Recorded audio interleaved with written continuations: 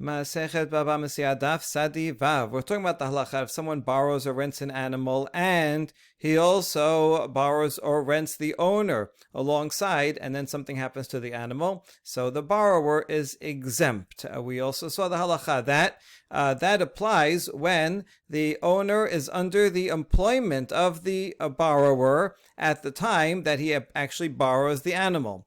That's the key time. It doesn't matter whether he's under the employment at the time of the injury. He could be back home and finished his term of employment already by then.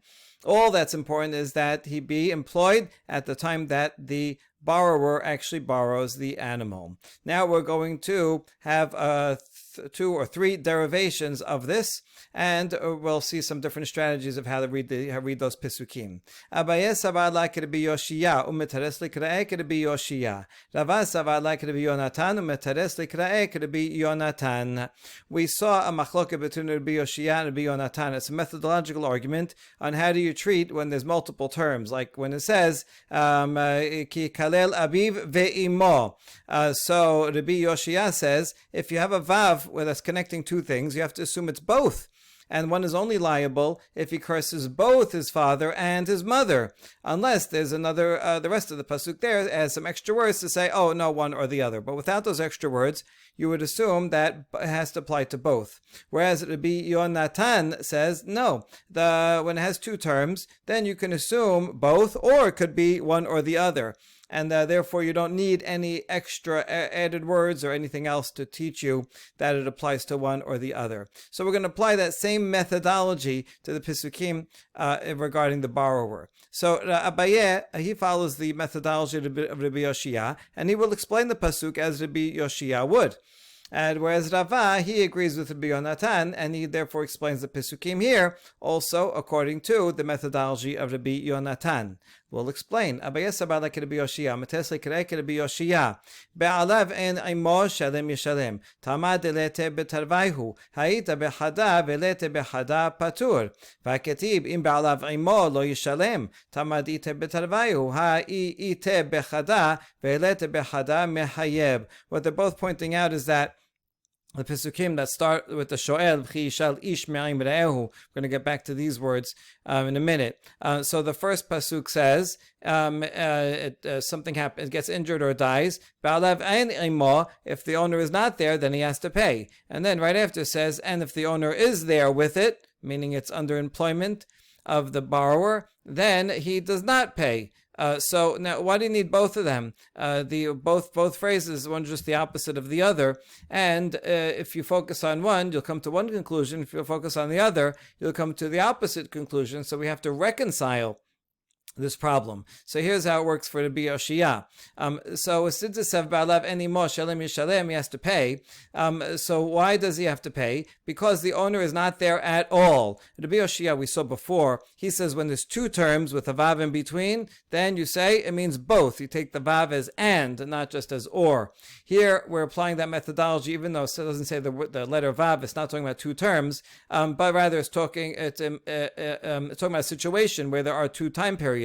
And imo, when is the owner not there? It could be at the time of the rental, or it could be at the time of the injury. So if he's not there at all in either time, that's why the renter has to pay. But if the owner is there at one of the times, either one, but not there at the other, then he would be patur. So the implication of this pasuk is that he would not have to pay if it's only one. But the other pasuk, v'ketibim be'alav imo lo yishalim, if the owner is there, he doesn't pay. Again, we're taking this as meaning both. Imo, there all the time. So he doesn't have to pay only if he is there the whole time during both the rental and the injury. But if he was there in one time but not the other, then the renter would have to pay. So we see we're coming to opposite conclusions depending on if we look at the first pasuk or the second pasuk.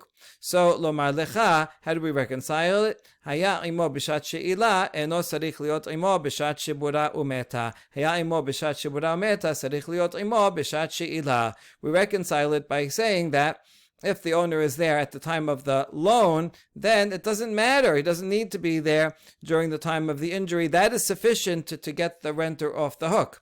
Whereas the other way around is not sufficient. If he's there during the time of the injury, then he needs to also be there during the time of the loan. Point is that it doesn't. That we can reconcile these by saying when he's there in one and not there with the other, patur, well, that's only if he's there at the time of the loan, but not there at the time of the injury, then he does not have to pay. Whereas over here, when it says 1 and 1, that's the other way around. If the owner is not there at the time of the loan, and he's only hired afterwards, and is there at the time of the injury, that's not sufficient, and the renter will have to pay. So that's how we can reconcile the two, and so we come to the correct conclusion. And all these, we know what the answer is going to be.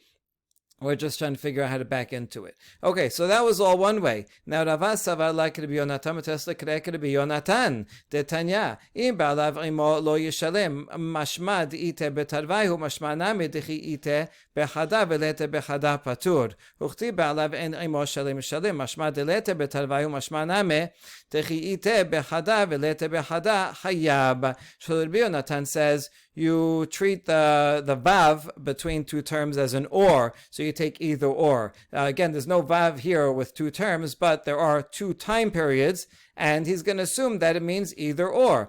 So when it says the owner is with the is with the renter, then he doesn't pay. That can mean he's with him the whole time, but it could also mean he's there at one time and not at the not in another time. And so if it's one or the other, or certainly both, then the renter does not have to pay. However, the other pasuk says, if the owner is not there, then he has to pay. Now, so also not there, we're assuming that could mean not there the whole time, or there at one point, but not there at the other point, then hayav.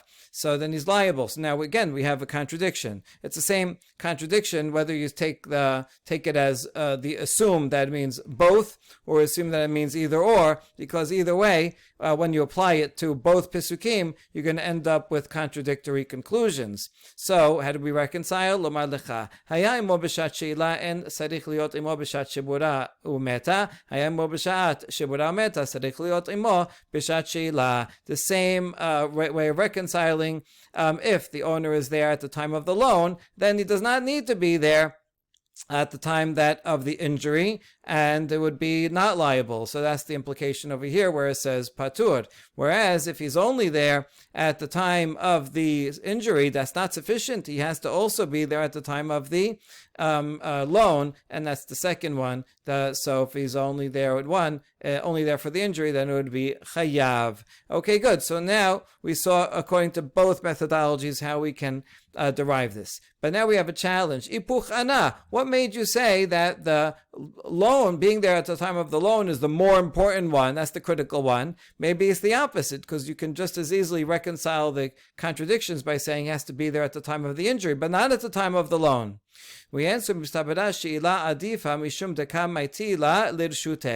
it makes sense that the time of the loan should be the greater significance, because that's when the borrower is bringing the animal into his domain. So he begins to be responsible at that time. That's the key point. And so since that's the key point, that's when he begins his responsibility. As long as the owner is there at that time, then that's it. The halacha kicks in and remains, that he will not be liable if something happens to the animal. We challenged, Adrabah, Shibura meta adifa sheken chaya be'onasin. No, it should be that the time of the injury or death is of greater significance, because that is when the borrower actually becomes liable. Before that, nothing happened. He's not liable, and he's responsible for it, but he doesn't have to pay anything before it gets injured. So there's nothing to talk about. Only when it actually gets injured, now he is liable to pay. So it makes sense that should be the key point at which we would want the owner to be there together with it.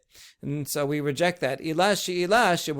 My avid. Yeah, but if it was not borrowed in the first place, then the fact that it got injured or died that would not mean anything. If I didn't borrow it, so it's still under the owner's ownership, so it dies, I would not be responsible. It's the borrowing that makes me responsible, so that when it gets injured, now I have to pay. So that's why the she'ilah should be the main point. But we challenge that, because if it doesn't get injured or dies, then just borrowing it doesn't make me liable to pay. I borrowed it, but nothing happens. I don't have to pay you. So what makes me liable to pay? It's when it gets injured. So it makes sense that I should require the owner to be with me when it gets injured. No,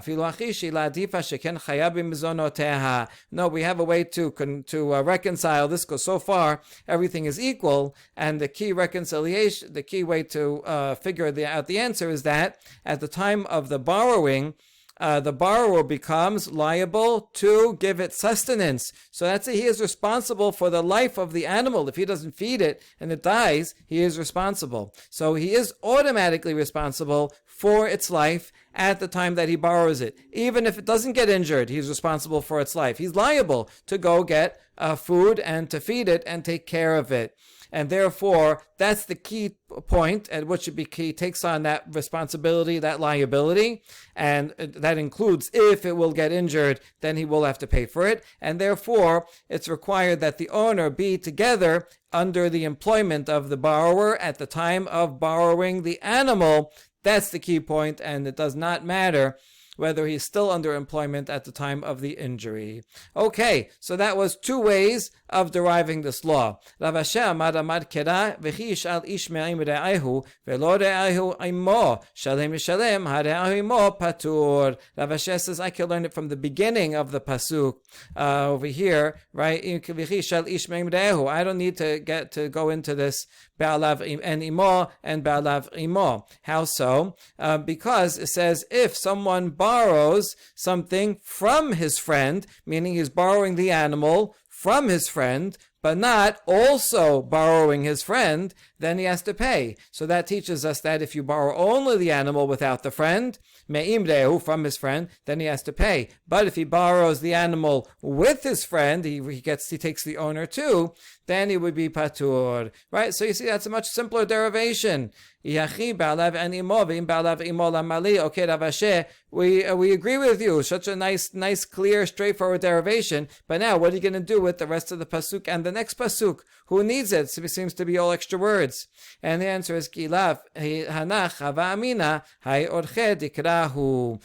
Because if not for those words at the end, Ba'alav Enimo, Ba'alav Imo, I would have said this is just the normal way for the Torah to speak, to say V'chi yishal ish me'im re'ehu. If someone borrows from his friend, I mean, obviously he's borrowing from someone. You could have just said V'chi yishal ish, right? Shor, something. But it's nice just to spell out the case from his friend. This is the normal way of speaking, and it's not specifically to say only if it's from his friend but not with his friend, right? Dibrat Torah, Kilshon Bnei Adam. Torah speaks in normal language. I would not have necessarily known that I can make such a careful inference from those words.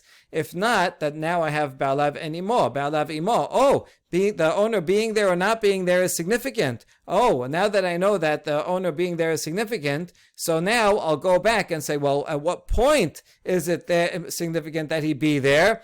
Well, in the beginning of Pasuk says, Ki yishal. At the time of the loan, it has to be that he gets only the animal, then he's liable. But if at the time of the loan, V'chi yishal, the owner comes with him, then he is not liable. And so really the two parts of the Pasuk work together. Ba'alev and Imo by itself seems ambiguous, but it does shed light to tell us pay attention to when the owner is there. And the beginning of the pasuk, then I'll pay attention. I'll know this is not just normal language.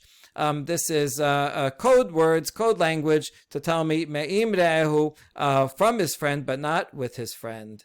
Okay, so that concludes the derivation, and the entire rest of the daf is going to be challenge questions from Rami bar Hama. Rami bar Hama was a chevruta of Rava.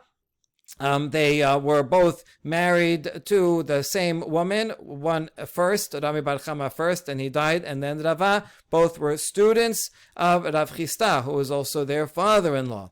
Okay, Rami bar Hama is well known for his very, very theoretical, nitpicky questions that won't come up, but get to an essence of what the issue is all about, that are often very difficult to answer. And you can imagine these would be thought exercises for students and for colleagues to really get into the depth of the essence of an issue. We're not going to answer most of them, but we will answer a couple of them. So here are some of his questions. She'ala le'rob'aha mahu ked shayli inashe ba'inan ulachi la shayle inashe o dilma ta'ama mai mishum hana'a v'hanameh ha'it lehana'a. If someone borrows an animal to sin with it and commit bestiality, so is that considered a real borrower, and then he's responsible like a borrower is? If something happens to it, he has to pay. What do we say? Do we say that you have to borrow the way that everybody else borrows, and nobody borrows an animal for such a horrible thing, and so you can't even call that borrowing. I want to borrow it for that. That's not called borrowing, and therefore he's not even responsible as a borrower. It's considered just nothing. Of course, if he sins, then he's liable to death penalty. Right? The point is, if something happens to the animal while it's in his possession, is he considered a borrower? According to that, no, you borrowed it under false terms. That's not called borrowing. Or do we say, what is the essence? What is called a borrower? Someone who gets benefit from it. And this guy, as gross as it is, he does get benefit from it, and therefore he is called a borrower. Of course, it's not permitted, and he will also get the death penalty and so on. But the point is that since he got benefit, he is called a borrower and is liable as a borrower would be.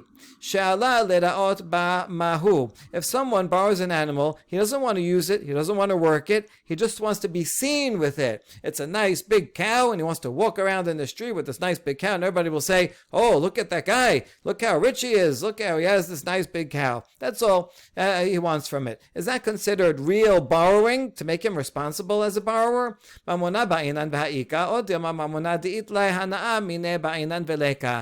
we say that, well, it's worth money, there's a monetary worth of the item he's borrowing, and so that he is the cow is worth something intrinsically, and therefore he is a borrower? Or do we say, no, it's only called borrowing if the money is giving him some benefit? The monetary worth also gives him some benefit, some actual benefit. And here, there's no tangible benefit. It's only benefit that people will see him and show him respect. But that's not a tangible monetary benefit like riding it or working it. And therefore, it's not really called borrowing, and he's not responsible. Next question. There's 8 questions in this list altogether. She'alah la'asot ba pachot miperuta mahu mamona ba'inan v'ika o dilma kol pachot miperuta lo kelum hi. If I borrow an animal to do a tiny bit of work that's worth less than 1 peruta, I want the animal just to carry something 1 inch. How much is that worth? Okay, so you can't. It's not even worth less than the smallest denomination. So what do we say about that? Is it about borrowing something that's worth money? And the animal is worth money, so even though it's not doing much work, but that's still called borrowing. Or if it's the hana'ah, with the benefit that I'm getting, and since the benefit I'm getting is worth less than a peruta, then that's not considered anything, and therefore I was never a borrower, and I would not be liable like a borrower is. Next question. Shal shete perut parot lasot behen peruta mahu miamrin anzil batar shoel mashil v'ika odil mazil batar parot v'chol chada v'chada leka mamona. If I borrow 2 cows from you, and the 2 cows together are going to do work that's worth a peruta. Each one is going to do just a tiny bit of work that's half a peruta, the other one also half a peruta, but together they will do work that's worth a peruta.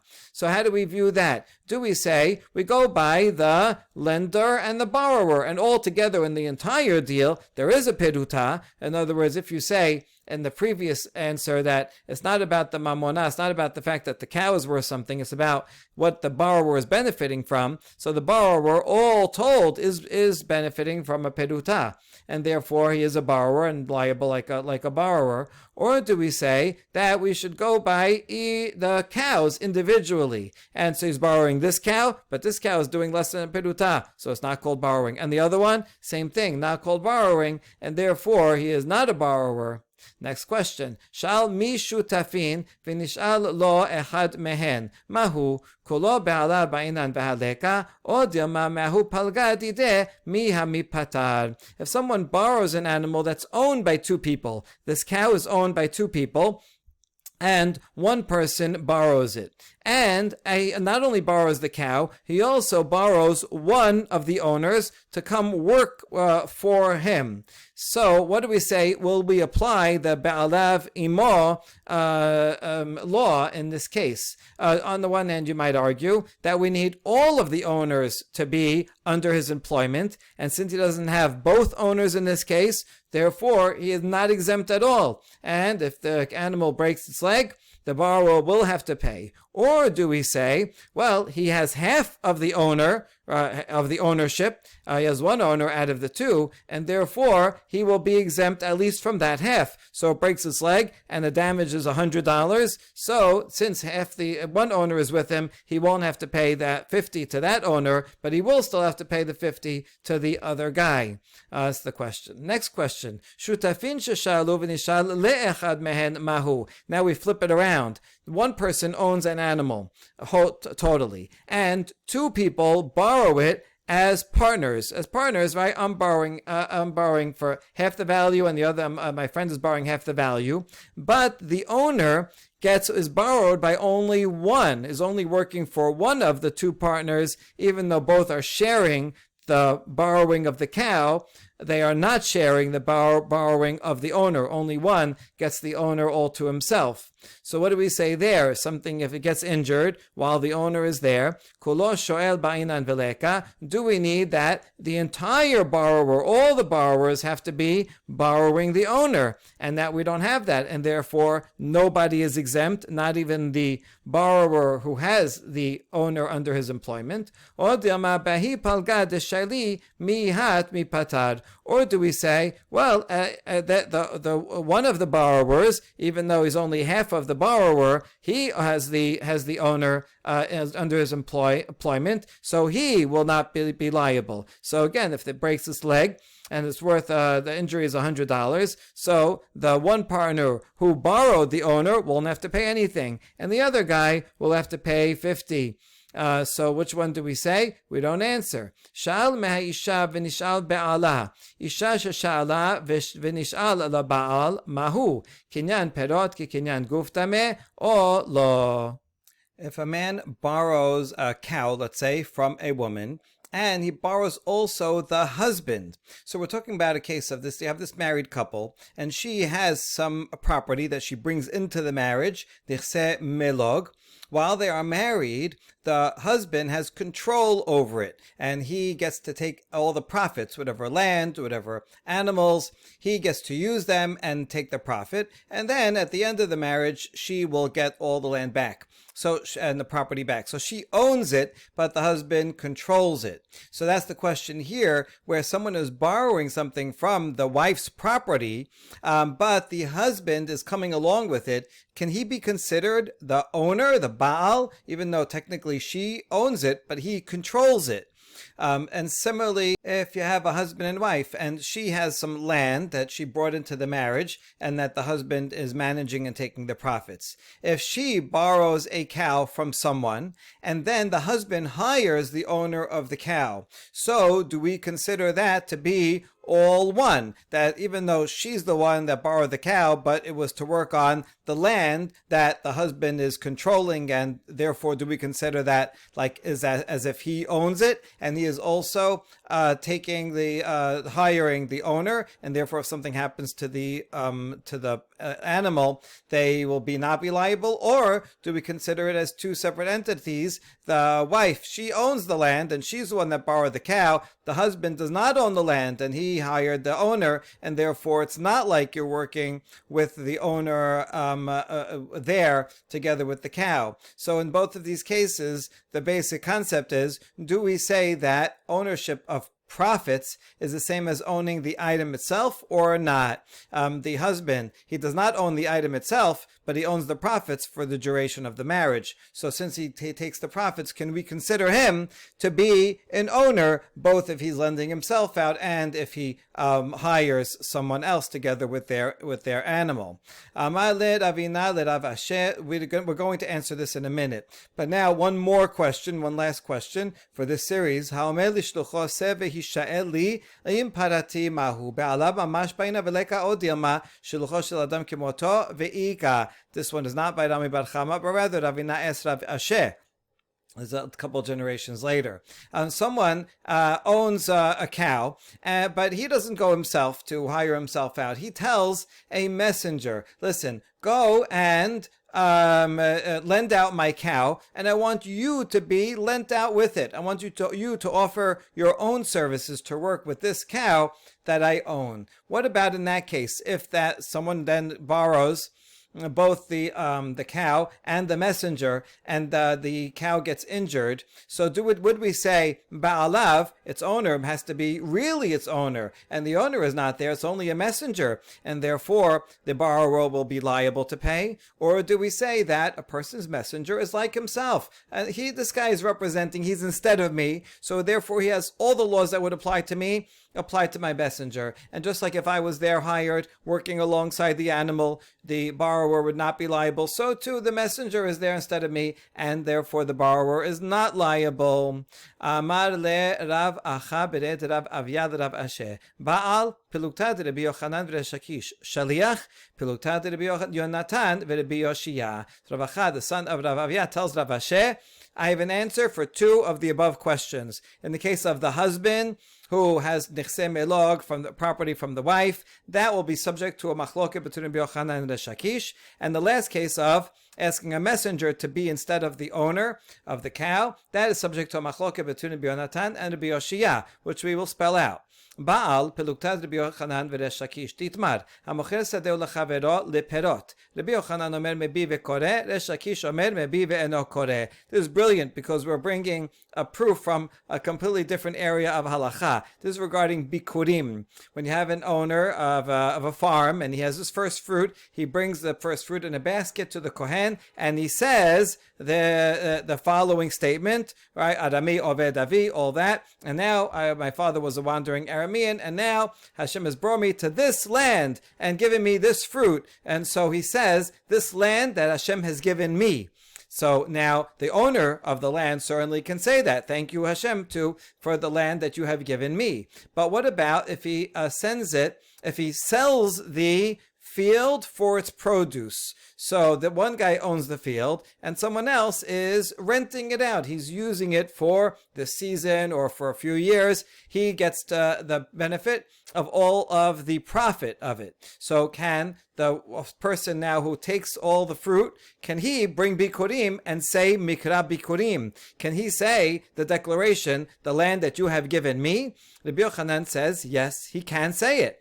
And Resh Lakish says, no. What do we see? According to Rabbi Yochanan, if you have the profits of the land, then it's as if you are the owner. Right now, you are the managing owner of the land, even though it's going to go back to the other owner, the real owner, at some point, but you can act as if you are the owner. And Resh Lakish says no. He has to bring bikurim because that's a financial obligation that he has to bring, but he can't say the declaration because he can't say thank you Hashem for the land that you have given me. He does not own the land.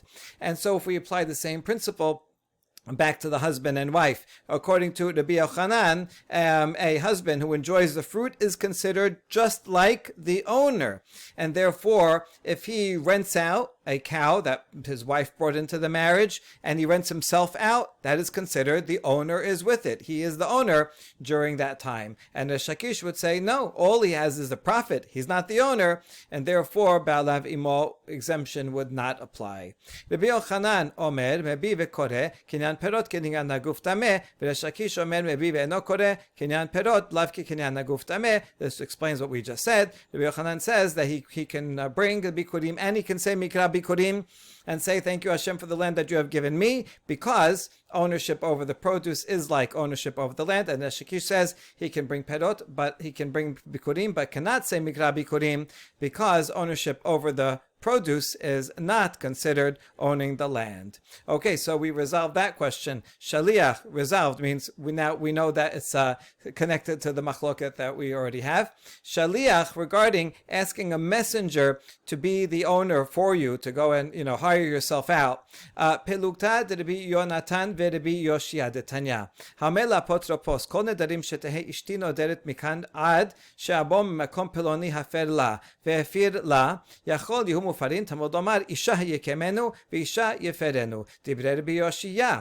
רבי יונתן אומר, מעשינו בכל מקום ששילוחו של אדם כמותו. Okay, ironically enough, for the case of shaliach, we bring a proof from husband and wife. For the case of husband and wife, we bring a proof from bikurim. Okay, so we have a machloket between Rabbi Yonatan and Rabbi Yoshia. If someone tells a steward, an administrator, listen, I'm going away on a trip. I'm leaving you to administrate my property and everything here. So here's something I want you to do. And if my wife makes any neder, any vow from the now until I come back from this city, I want you to undo it. If the husband were around, the husband has a right to undo the vows of his wife that relate to their marriage. And so he says, listen, I'm not around, and I want you to do it in my stead. And the administrator did, in fact, every time his wife made a vow, he said nullified. So does that work? Are they really nullified? So the pasuk says, her husband will sustain them, or her husband will nullify them. So that's to be Yoshia. So in other words, he says only the husband can sustain or nullify them, and not a messenger. Whereas Rabbi Yonatan says we see in all places that a messenger is just like a person himself. And so, if we apply that back to our case, we will find the same thing. According to Rabbi Yoshia, if someone sends his messenger and says, go and take my cow and rent it out, and hire yourself out also, or lend it out and lend yourself out also. So Rabbi Yoshia says that's not the same. That's not the Baal. Just like only a husband can undo his wife and not a messenger, so too only an owner of a cow can come along and be hired and effectuate Ba'alav Imo, so that the borrower will not have to pay. But a messenger cannot do that. Some things a messenger cannot do.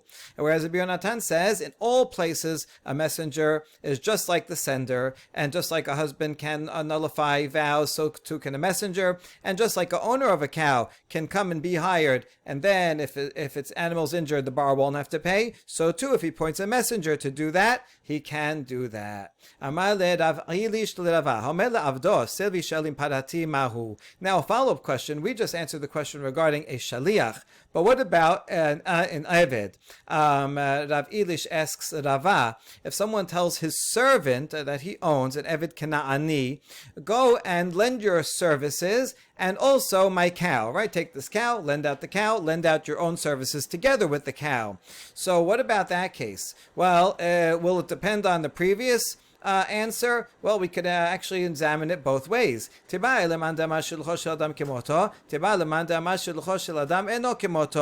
can ask, this question about Eved both according to the opinion that says a messenger is like the sender, and the opinion that says a messenger is not exactly like the sender. You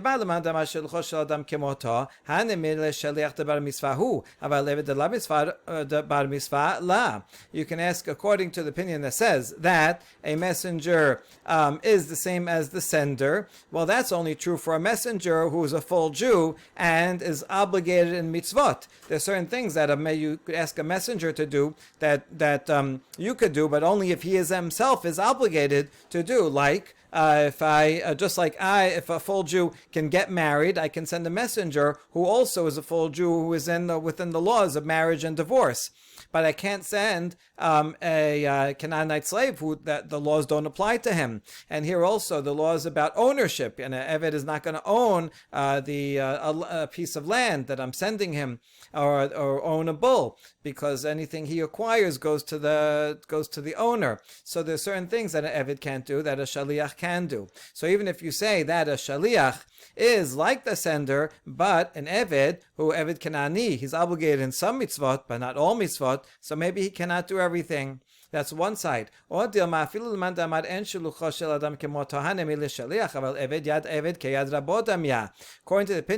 opinion that says a messenger is not like the sender, maybe you say, a messenger is not like the sender exactly, but a servant is the hand of the servant is like the hand of a master. Like in English, we say a hand can mean a person's physical hand, or like a handmaid. So that since an Eved is under the ownership of the master, unlike a Shaliach, you can say that this is an extension of his very own hand, and therefore the Eved can be in place of the master and be considered Be'alav Imo. That's the two sides of the question, and Rabba answers, Amar le mistabera yad Eved ke yad rabo damya. It would seem to make sense that the second one, that the hand of the slave is like the hand of the master. And yes, if you send your cow together with the slave, it's as if you are there yourself, and if something happens to the animal, the borrower will not be responsible. Okay, back to Rami bar Hama. I like how Rava answers the question of Rav Elish, but he will not answer the questions of Rami bar Hama. There was a lot of competition between them, and we're going to see right now. Rami bar Hama ba b'nichse ishto shoel have or socher have. Let's say you have a husband and wife, and she brings a cow into the marriage. Now, as long as they're married, he gets to use the cow. In addition, we can consider a wife kind of like the employee of the husband, in the sense that she has to provide various chores and services for him. He has to also provide for her food and clothing and shelter and so on. And so it's effectively like she's under his employment. So here you have a husband who's using the cow of his wife, and she is the owner and also employed. So if something happens to the animal while he's using it, it gets injured or it dies, so he should not be responsible, because she, the owner, is there under his employment. So Rami bar Hama's question is, should we consider the husband like a borrower or like a renter? That's his question. All right, so Ravad does answer this one, but not exactly with a positive, constructive answer. Amar Ravad lefum churfa shabeshta. According to your sharpness is your mistake. In other words, Rami bar Hama, I agree, you're very sharp. You ask these really brilliant questions, but you're overly sharp, overly zealous, and actually your question makes no sense. Ma nafshach. It doesn't matter if you consider him a borrower, so that would be a borrower while the owner is employed, or if he's a renter, so he's a renter while the owner is employed. We saw yesterday that although the Torah only talks about shoel, we make a hekesh, and we learn that this is true for socher also. So therefore, it doesn't matter. The law would be the same. The husband would be exempt from paying for the broken cow, since he is either a shoel or a socher. Ela ki kami baya le Rami bar Hama dagar mine para v'hada nesaba shoel have or socher have. Now we want to save Rami bar Hama, so let's try to reinterpret his question so that it does make sense. Here's what he was asking: if the husband, before they were married, he rented a cow from her, and then he married her. It makes a beautiful story, right? How'd you guys meet? Oh, I rented a cow from her, and then the rest is history. Okay, so since he originally was a socher, now it's going to make a difference if now that they're married and he now takes ownership, takes control over her property, it will make a difference whether he is a shoel or a socher. Here's the two sides. Shoel haveh v'atya sheila beba'alim mafka'a mesichirut shelo beba'alim or dilma socher haveh uschirut kedekaima kaima. Do you consider him a borrower? And in that case, since before they were married, he was a renter. So now that he becomes a borrower as soon as they get married, because we're considering all husbands to be like borrowers, so this she'ela, the borrowing, will come and replace the sechirut. Now, the sechirut was not when she was on an employee because they weren't married yet. So at that point, before they were married, if it broke, he would have to pay for it. And now that they become married, is no longer a socher. Now he's a borrower, and the borrowing happens at the same time that they get married, which is at the same time that she has to start doing services for her husband, meaning she's under his employment, and therefore, if something happens after the marriage, after they are married, he will not have to pay for it because she was there at the same time as the borrowing. Or do we say the husband is like a renter? If so, the rental started before she was under his employment, and therefore, right? We said it has to be either the same time or she has to be employed earlier, and therefore, in this case, since the sechirut goes straight through, if something happens to the animal, he will have to pay for it because she was employed only after the rental started. Okay, but we reject this form of the question too, because really it would not make a difference. If you say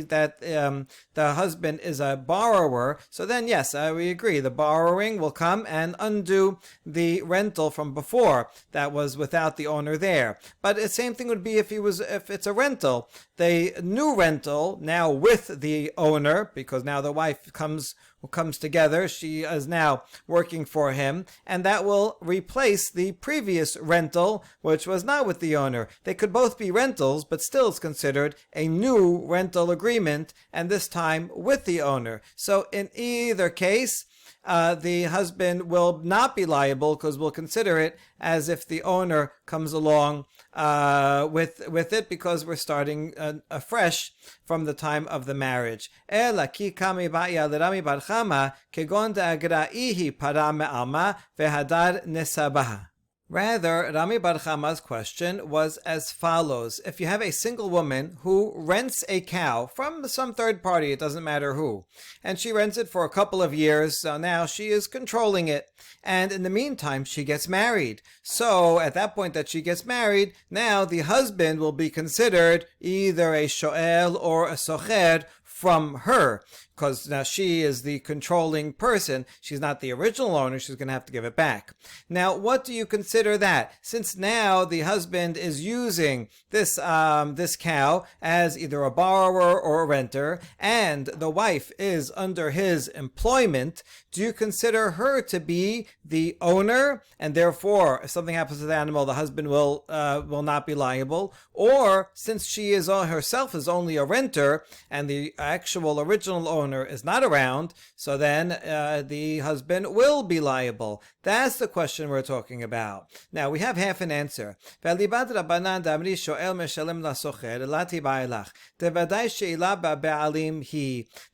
a machloket way back between Chachamim and Rabbi Yosef about a case where someone is a renter, and then the renter in turn lends it out to a borrower, to a shoel. And then an ones happens. Now, a shoel is liable in ones, so he will have to pay the person that he borrowed it from. That is the socher, the renter. Now, a renter is not liable in ones, and therefore the renter does not have to pay the original owner. And so you have a case, according to Chachamim, that the renter actually can make money on the deal by lending it out. he's like subleasing, but actually just lending out for free, where he collects the damage and he doesn't have to transfer that damage to the original owner. If you follow that opinion, then for sure we consider the middle guy to be a full owner. All right, that's why he gets to keep the money. And so too, the wife, we would consider her, now as she's a renter, we would consider her to be a full owner, and therefore, once she gets married, that is Ba'alav Imo, and the husband would not have to pay if ones happens to it. Ki tiba elach alibad Rabbi Yosef damar tachzir para lebe'alim arishonim mai shol haveh or socher haveh. But we're going to ask according to Rabbi Yosef. Rabbi Yosef says it doesn't make sense in that case for the socher to make money off of the owner, and he gets paid and not and doesn't have to give the money over to the owner. So instead, Rabbi Yosef says, if something happens to it while it's under the hands of the sho'el, then the sho'el will have to give the value of the cow all the way back, skip over the socher in the middle, and give it back to the original owner. So according to that, the middle guy is not considered an owner. Therefore, in this case, the wife, she rented an animal when she was single. Now that she got married, the husband is making use of it. So how responsible is he? It's not be'alav imo, because we don't consider the wife to be an owner. And so now if something happens to it, let's say ones, if he's a sho'el, he's liable. If he's a socher, he's not liable. That is Rami bar Hama's question. Amar Rava, Ba'al lo sho'el haveh velo socher haveh, ela lokeach haveh, mit Rabbi Yosef b'Rabbi Chanina. Tamar Rabbi Yosef b'Rabbi Chanina, be'usha itkinu, ha'isha shemachra b'nichsei melog, be'chaye ba'ala umeta, haba'al mosi meyad halakochot. Rava answers, the husband is not a sho'el and not a socher. Neither of the options that Rami bar Hama said. Rather, he is a buyer. And we know this from Rabbi Yosef Rabbi Chanina, who said that in Usha they made a takana. That, let's say a wife has property that she brings into the marriage, and she sells it while the husband is alive. And then she dies. The husband can go after those buyers. In other words, the husband is considered as if he's a prior buyer. She had property that she owned before the marriage. When she gets married, the husband takes it over as if he's a buyer, such that if she would sell it afterwards, so yeah, those guys who she sells it to can use it while the husband is alive. But then, as soon as she dies, the husband can go get it from them because he is a prior buyer. So therefore, if in this case, if something happened to the animal, the husband would not have to pay anybody because basically he is a buyer. He is an owner, and eventually he will take possession of it once she dies. Last question, also by Rami bar Hama. Ba'e Rami bar Hama. Ba'al b'nichsei ishto mi ma'al. So let's say you have a husband and wife, and during the marriage, she receives an inheritance. But however, part of the inheritance is something that's consecrated property. Let's say her father consecrated something, never actually gave it over to the mikdash, and now she inherits it, not knowing that there was consecrated property in there. And now the husband naturally gets to use the property of the wife while they are married, and so the husband now uses consecrated property from his wife. Who commits me'ilah? Who has to bring a korban? Let's say they're using it by mistake. They don't realize. They find out after. So who is responsible? Amar Rava, man lim'ol. Lim'ol ba'al dehetera nichale delikne. Isura la nichale delikne. Rava says, well, who committed the misuse? Is it the husband? The husband only wants to acquire that which is permitted. He would not want to acquire the consecrated property that's not permitted to him. So he would not accept delivery, right? Because someone comes and delivers something, say, no, I don't want it. This is a prohibited item. So he never takes possession of the consecrated property. So it can't be the husband. So should it be the woman that she violates me'ilah? The wife, she would prefer, if it were up to her, that the husband not get anything, not even the permitted stuff, because, okay, this is the law, the rabbis made a takana, this is the husband, he can use the stuff while they're married. But from her perspective, let him get nothing, so she doesn't want him to take the consecrated property, and so she's not responsible. Nim'alu bet din, כי עבדו רבנן תקנתה ואמרו בעל לוקח חווה להתרה לאיסורה לעבד רבנן תקנתה. So maybe the Bet Din, maybe they're responsible because they made an enactment that all of her property, the husband uses it while they're married. Yeah, but when they made such a takana, they said that the husband can take only that which is permitted. They would not make a takana. They didn't have in mind that their takana should apply to prohibited items, so the consecrated items, so they're not responsible either. So what are we going to do? Now nobody's responsible. Ela marava ba'al ma'al lichshe yosi midi dehava mosi me'otek dish lecholi.